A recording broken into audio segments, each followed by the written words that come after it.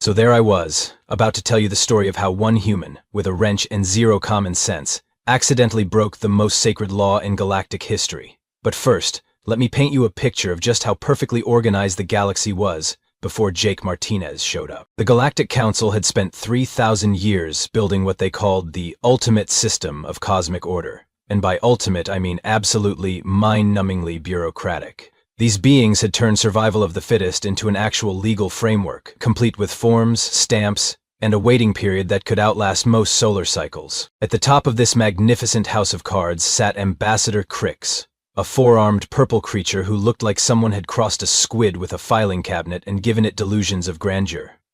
Crix had dedicated his entire existence to maintaining what he called the Survival Code, a law so sacred that even thinking about breaking it required 3 permits and a background check. The Survival Code was beautifully simple in its cruelty. If your species was classified as genetically inferior, tough luck. No help, no assistance, no basic decency. Natural selection would handle the rest, thank you very much. The Council had spent centuries categorizing every known species into neat little boxes labeled either evolutionarily viable or cosmic dead weight. Now, humans had somehow squeezed into the viable category, probably because we'd already blown up half our planet and were still kicking. The Council found this both impressive and deeply disturbing. They gave us maintenance jobs on their space stations, figuring we were too stupid to cause real trouble. Enter Jake Martinez, a guy from New Mexico who'd signed up for interstellar maintenance work because, and I quote, "the benefits package was decent, and nobody told me I'd have to learn 17 different alien toilet systems." Jake spent his days crawling through ventilation shafts, replacing air filters, and wondering why every alien species insisted on designing their technology like abstract art projects. On the morning that would change galactic law forever, Jake was doing exactly what he'd been doing for 2 years. Fixing things. Specifically, he was wedged inside a maintenance shaft on level 7 of Council Station, wrestling with an air filter that had apparently been installed by someone with 6 thumbs and a grudge against basic engineering principles. "Come on, you oversized lint prap," Jake muttered, giving the filter his signature percussive maintenance technique. That's when he heard it. A sound that definitely wasn't supposed to be coming from inside a ventilation system. A soft, desperate squeaking that made his chest do that annoying thing where it felt all tight and concerned. Jake paused, wrenched halfway to the filter, and listened. There it was again. Something small and scared was making that noise, and it was coming from deeper in the shaft system. Now, any sensible person would have reported it to the proper authorities and filled out the appropriate forms. Jake Martinez had never been accused of being sensible. He started crawling toward the sound, dragging his tool bag behind him, and muttering about how his job description definitely hadn't mentioned rescue operations.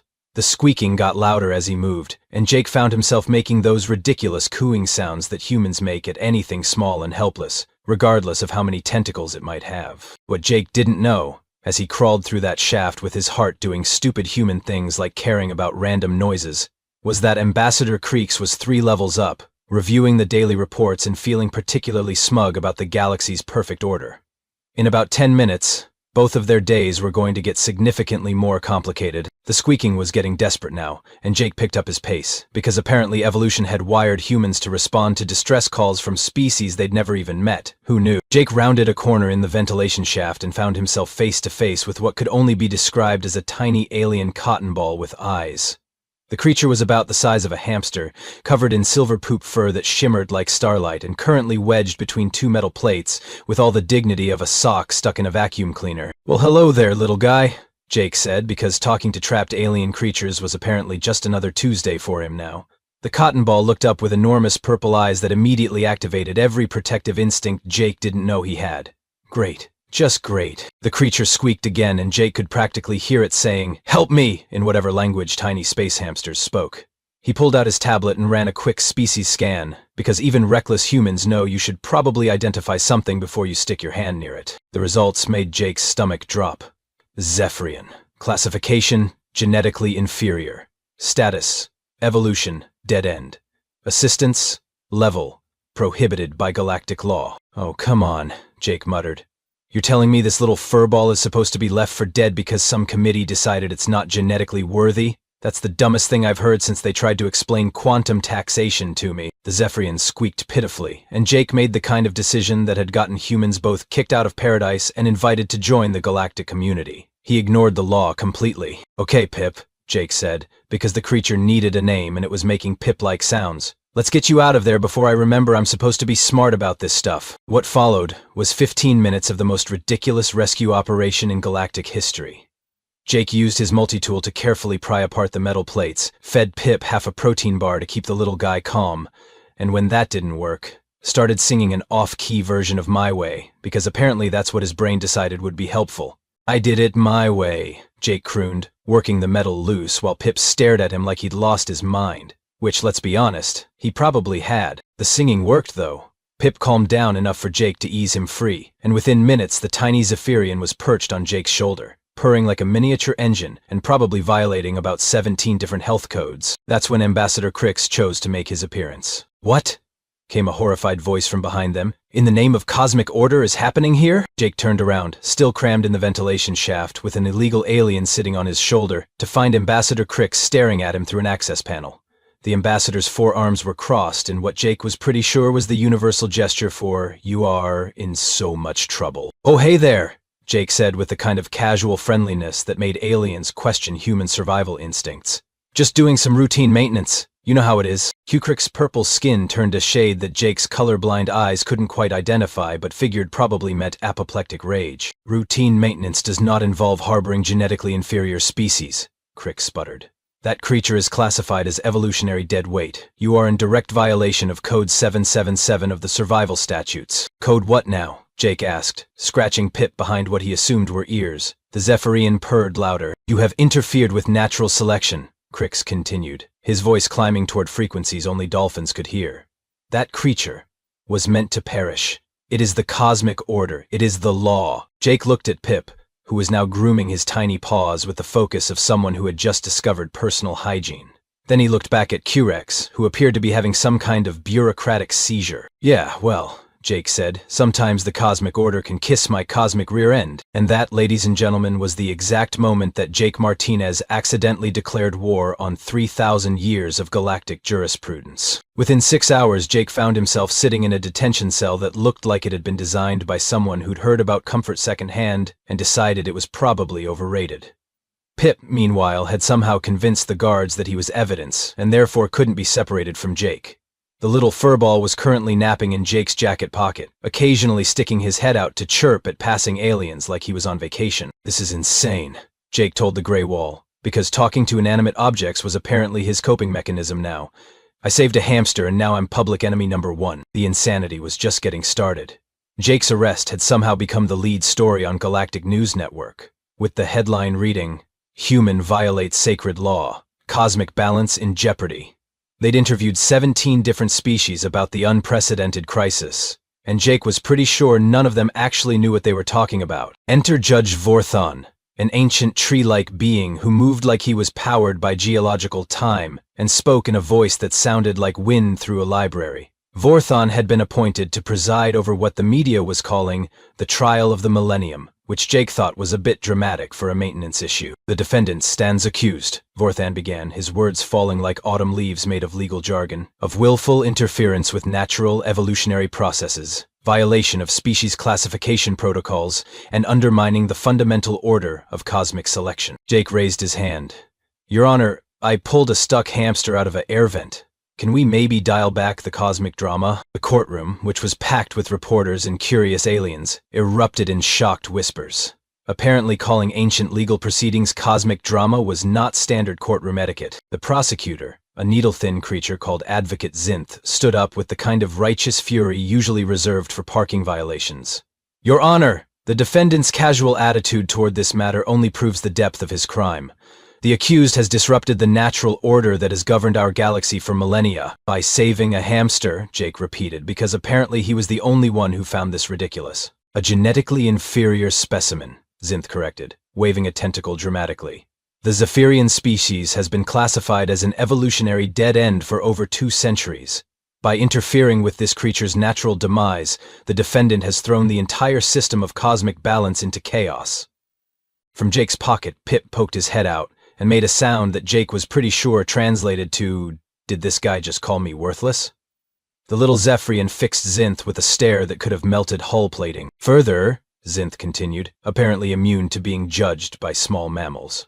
The defendant's actions have inspired copycat crimes across 17 systems. Reports are flooding in of beings helping other beings, regardless of their genetic classification.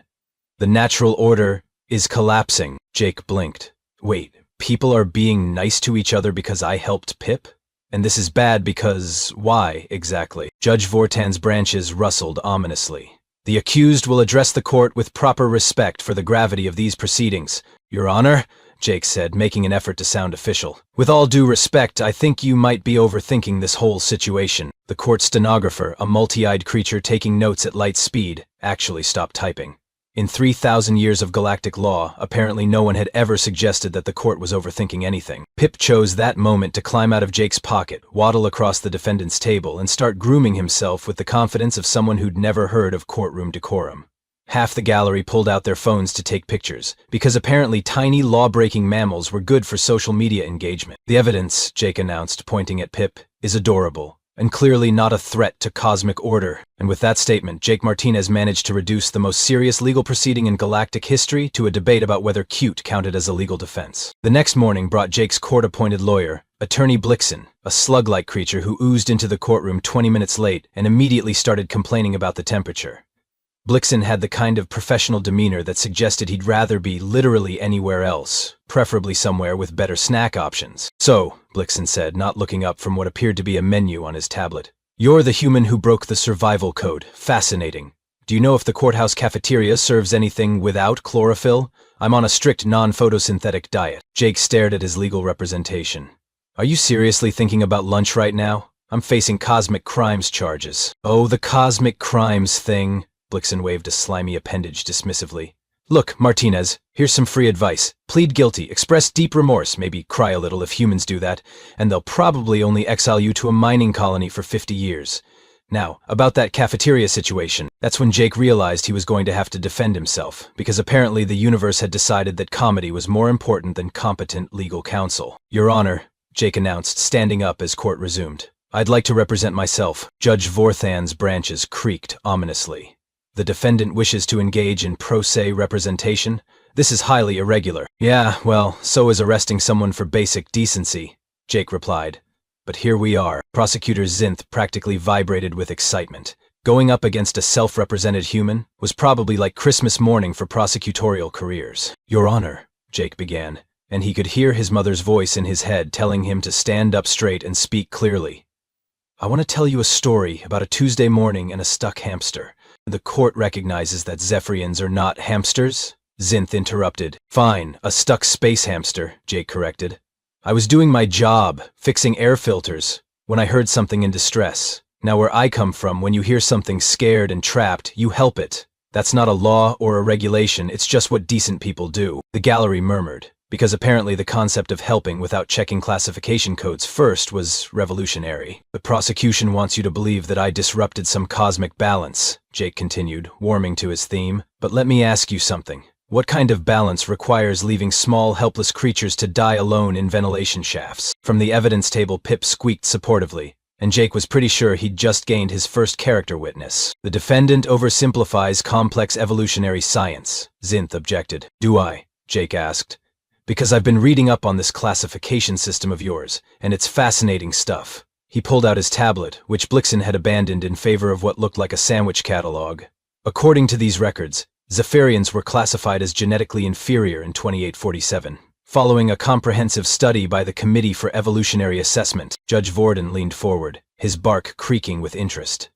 The defendant has researched the classification protocols? Oh, I did more than research them, Jake said with a grin that would have worried anyone who knew him well. I found the original study. You want to know why Zephyrians are considered evolutionary dead ends? The courtroom went dead silent. Even Blixen looked up from his lunch plans. Because, Jake announced, some genius on the committee 200 years ago filed the report under Zephyrians instead of Zephirites. They classified the wrong species. You could have heard a pin drop if pins made noise when they dropped in artificial gravity.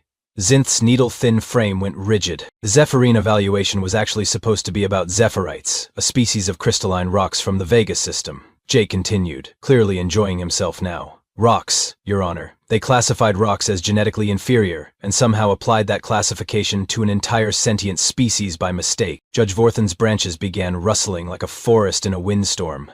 This is a serious accusation, defended Martinez. It gets better, Jake said. Pip here isn't just cute. He's smart.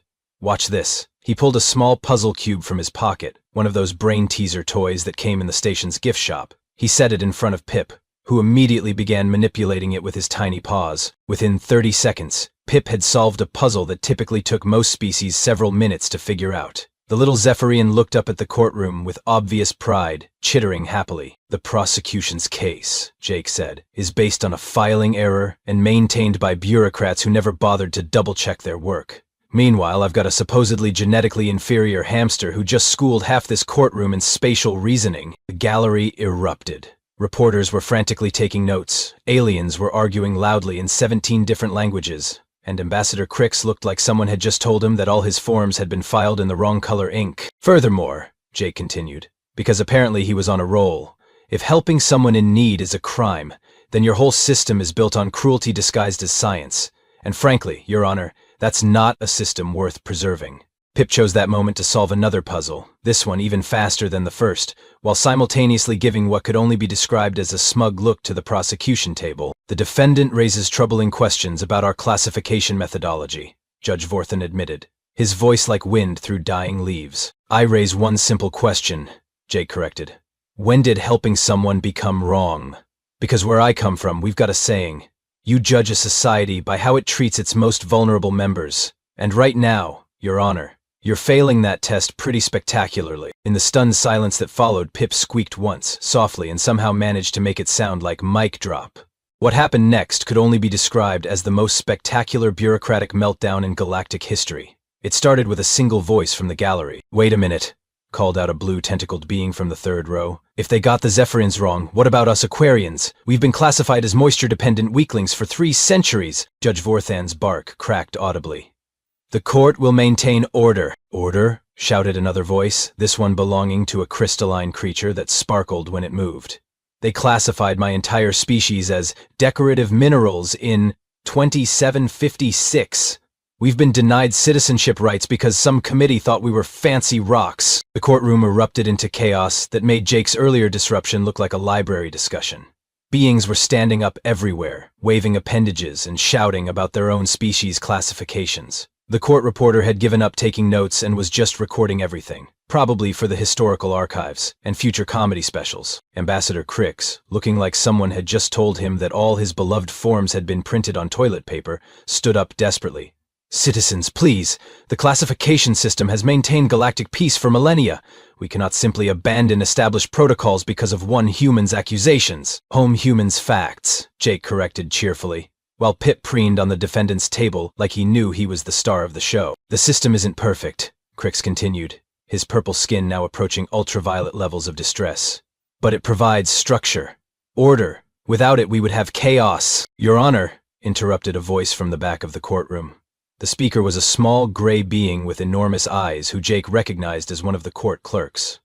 I've been running database queries during the proceedings, and I've found 17 more classification errors in the past hour alone. Judge Vorthen's branches began shedding leaves at an alarming rate. 17? So far, the clerk continued, pulling up holographic displays that filled the air with data. The Melodians were classified as noise pollutants instead of cultural artists. The Builders Guild was listed as compulsive stackers rather than architectural engineers. And apparently someone classified the entire philosopher species as professional arguers. Well, Jake said, that last one might actually be accurate. A being who was presumably a philosopher stood up indignantly.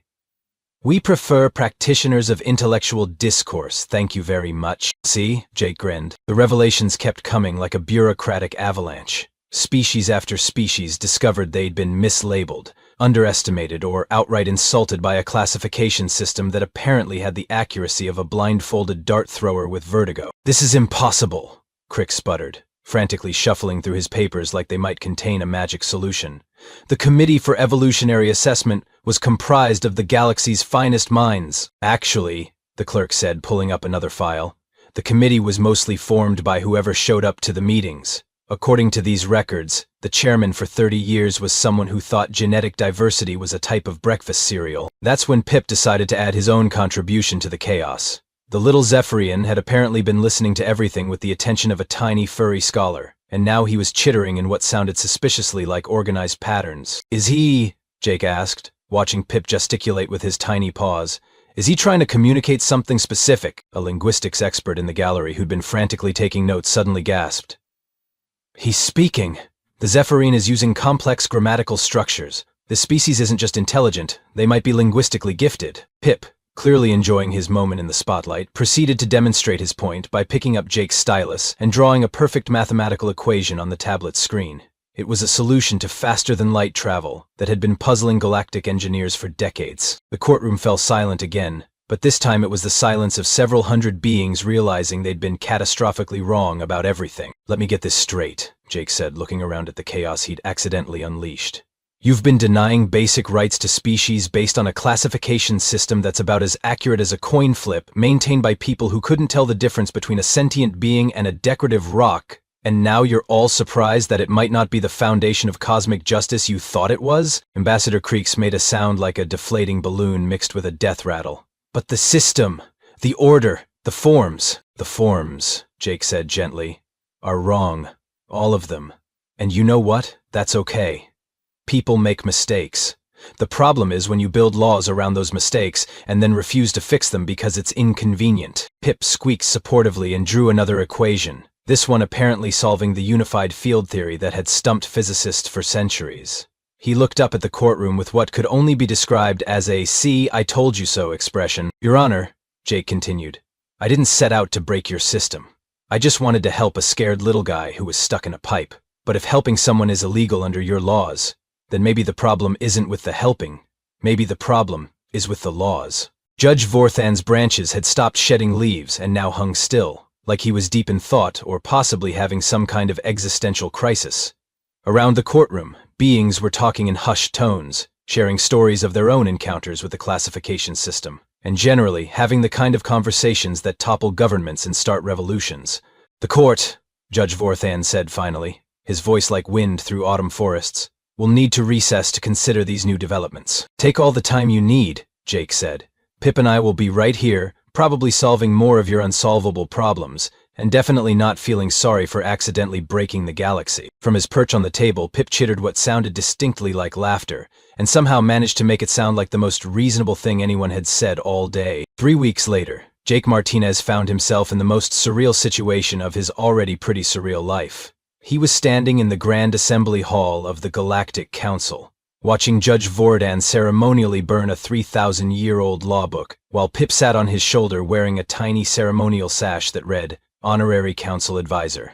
The survival code was officially dead, killed by a maintenance worker with a wrench and a hamster with a PhD in making everyone look stupid. "By the power vested in me by complete bureaucratic necessity," Judge Vordan announced, his voice carrying across the hall like wind through a legal revolution, "I hereby declare the survival code null, void, and embarrassingly wrong. All species classifications are suspended pending actual scientific review by beings who know the difference between rocks and sentient life forms." The crowd cheered, which was impressive considering it included species that communicated through bioluminescence, interpretive dance, and what appeared to be aggressive sneezing. Ambassador Crix, meanwhile, had been reassigned to the Department of Forms Processing, level sub-basement 12, where his love of paperwork could flourish without affecting actual policy. Jake had heard he was surprisingly happy there, having discovered a filing system that hadn't been properly organized in 6 centuries.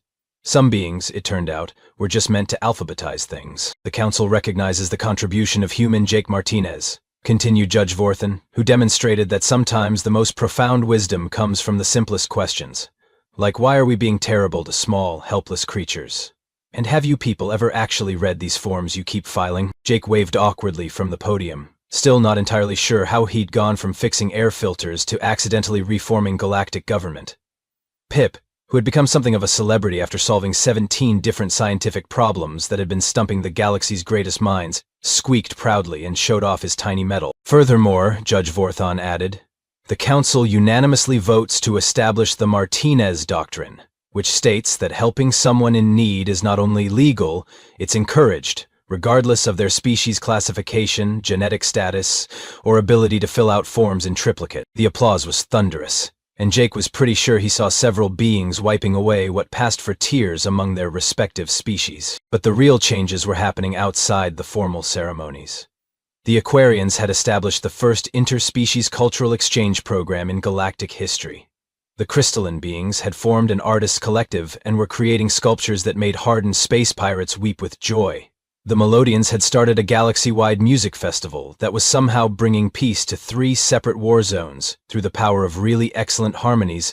And the Zephyrians? Well, it turned out that a species everyone had written off as evolutionary dead ends were actually gifted mathematicians, linguists, and problem solvers.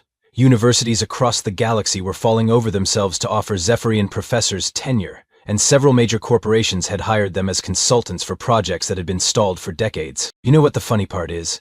Jake asked Pip as they walked through the corridors of Council Station, heading back toward the maintenance department. I still have no idea how half these alien toilet systems work. Pip chittered and pointed toward a restroom sign that featured symbols Jake was pretty sure weren't in any manual he'd been given. Yeah, exactly, Jake said. Save the galaxy, still can't figure out Andromedan plumbing. There's a life lesson in there somewhere. They were interrupted by a group of young aliens who'd apparently been waiting for them. There was a small blue creature, a fuzzy orange being that looked like a living teddy bear, and something that might have been a sentient plant with attitude issues. Excuse me, Mr. Martinez, said the blue one in accented galactic standard. We're from the newly formed Help Everyone initiative. We've been helping beings in need across 17 systems, inspired by your example. Could you give us some advice? Jake blinked. You want advice from me? I'm a maintenance guy who talks to hamsters. Space hamsters, corrected the fuzzy orange being helpfully. Right, space hamsters, Jake said. Look, I don't know about initiatives or movements or any of that big picture stuff. I just think that when you see someone who needs help, you help them. That's it. That's the whole philosophy. The plant creature rustled thoughtfully. But what about regulations? Proper procedures, risk assessments? What about them? Jake asked. If someone's drowning, you don't stop to check if they have their swimming permit. You pull them out of the water and worry about the paperwork later. Pip squeaked approvingly and demonstrated his point by solving a Rubik's Cube that one of the young aliens had been struggling with. The galaxy's full of beings who think that rules are more important than people, Jake continued, warming to his theme. But rules are just tools. When your tools aren't helping you build something better, you get new tools. You don't keep using a broken hammer just because it's the hammer you've always used. The young aliens exchanged glances, and Jake could practically see the light bulbs going off over their various heads, appendages, and photosynthetic surfaces. Now, if you'll excuse me, Jake said, I've got some actual work to do. These air filters don't replace themselves, and apparently keeping people breathing is still my primary job description. As the group wandered off, chattering excitedly about their mission to help everyone everywhere, Jake turned to Pip. Think we started something good here, buddy? Pip looked up at him with those enormous purple eyes and made a sound that Jake had learned meant, obviously, you magnificent disaster of a human. They walked in comfortable silence for a while, past viewports that showed the vast expanse of space, and the ships of dozens of species traveling freely between worlds that had once been closed to them.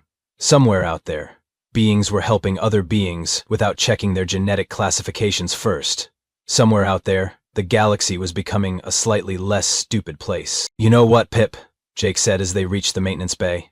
I think this universe might just be worth keeping around after all. Pip chittered happily, pulled out a small device he'd apparently been working on, and projected a holographic display showing improved air filtration designs that would make Jake's job about 50% easier. Now that, Jake said, grinning, is what I call a happy ending. And as they got back to work, fixing the small, essential things that kept the galaxy running, Jake Martinez couldn't help but think that sometimes the biggest changes come from the smallest acts of kindness, even if those acts accidentally destroy 3,000 years of bureaucratic tradition and make you the most reluctant revolutionary in galactic history. From his perch on Jake's tool cart, Pip squeaked once more, and somehow managed to make it sound like mission accomplished.